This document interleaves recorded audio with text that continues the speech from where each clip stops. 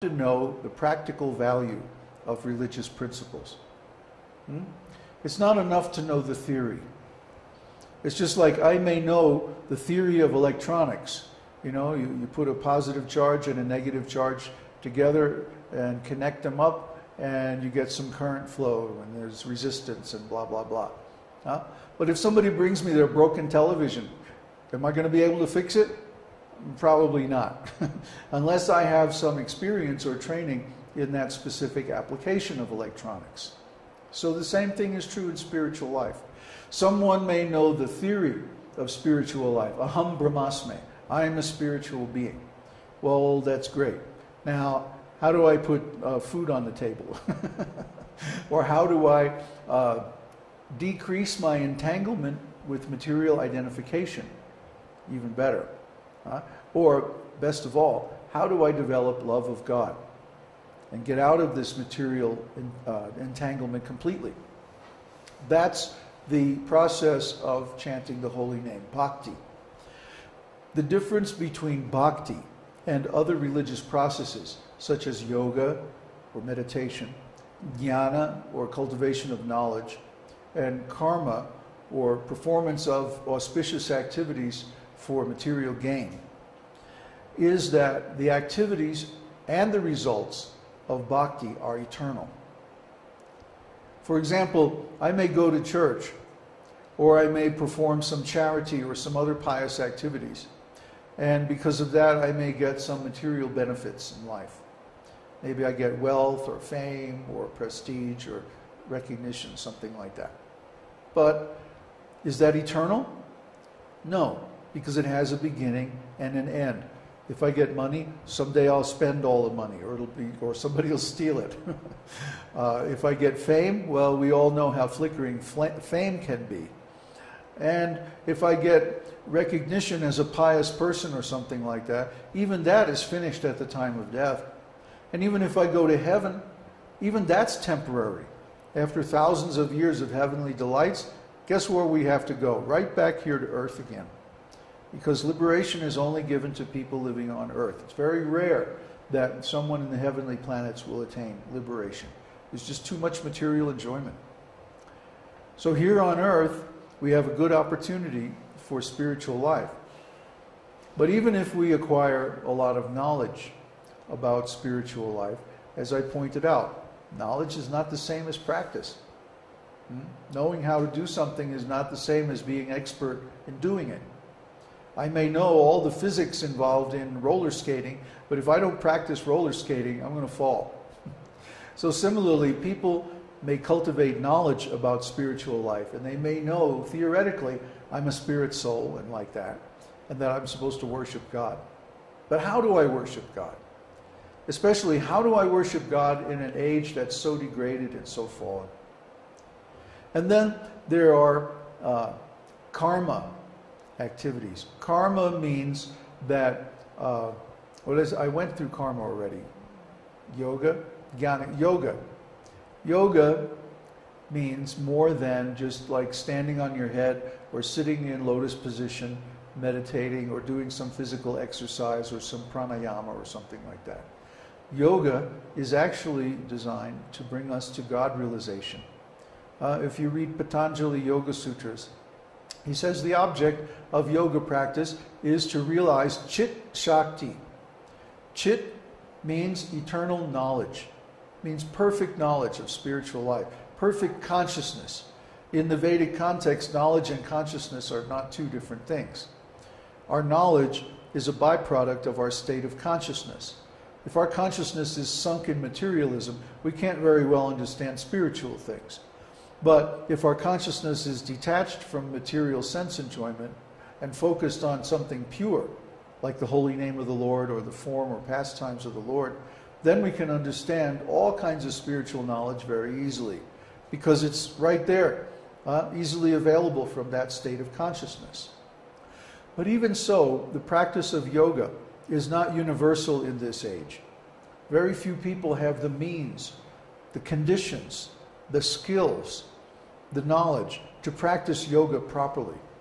Instead, they practice some bogus, partial teaching of yoga that doesn't really give any results. So all these things are temporary.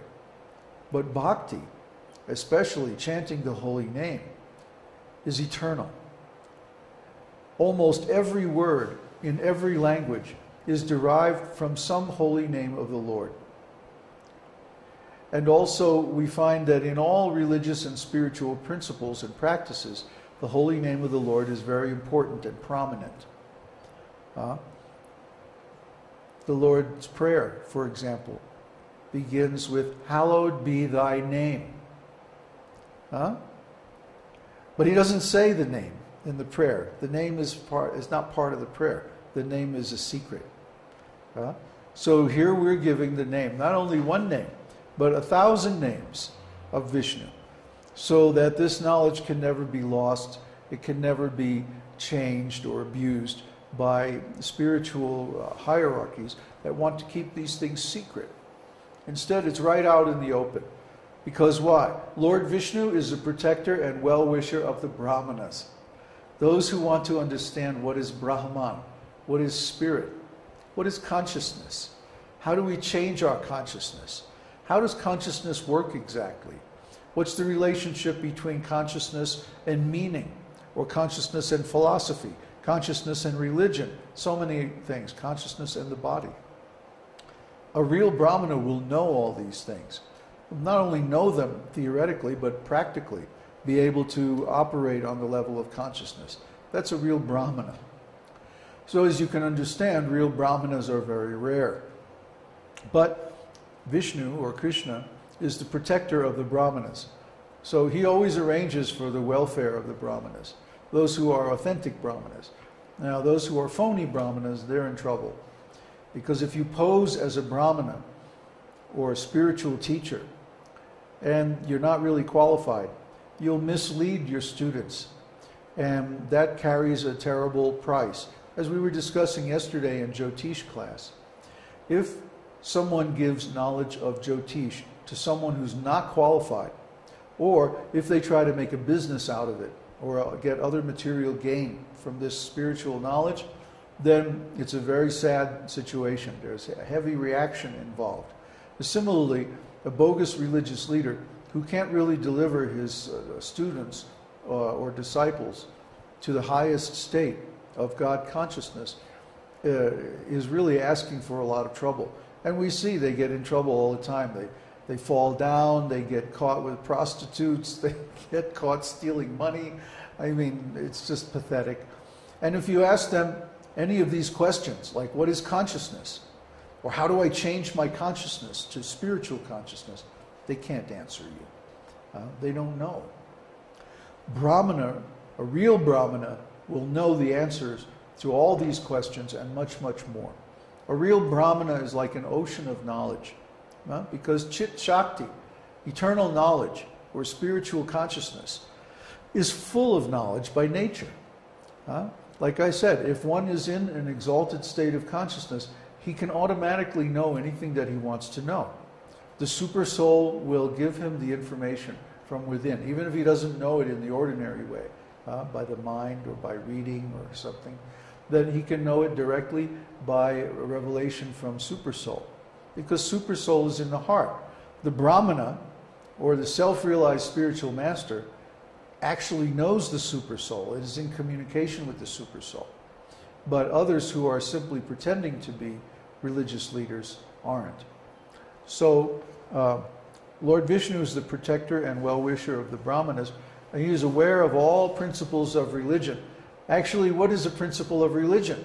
Simply of that which pleases God. So whatever God does, whatever God says, and whatever pleases him is automatically religious. It's automatically pure. And it's right. Why? Because God said so. God is the highest authority. So even if he says or does something that appears to be inconsistent or contradictory, actually it's all right. We simply don't understand that level of spiritual principles. For example, Lord Krishna was dancing in the middle of the night in the forest with other men's wives. So normally this would be considered immoral. And some people try to criticize Krishna like that. But wait a minute. Krishna is the Supreme Personality of Godhead. That means everyone and everything is his energy. So if he wants to enjoy his energy, what's the problem? Huh? If I make a piece of music or a painting or something like that, that's my creative energy, and I can do whatever I like with it. I could sell it, I could keep it at home, I could tear it up and throw it away. Nobody can stop me. Why? Because it's my property. It's my creative energy. Similarly, God is the origin of everything, and he even creates all the living souls, emanates them from his own spiritual energy, internal potency. So God is the owner and controller of everything, and he can do whatever he likes with it. That's the nature of religious principles. Sometimes they appear to be contradictory. For example, there's a statement in the Vedas that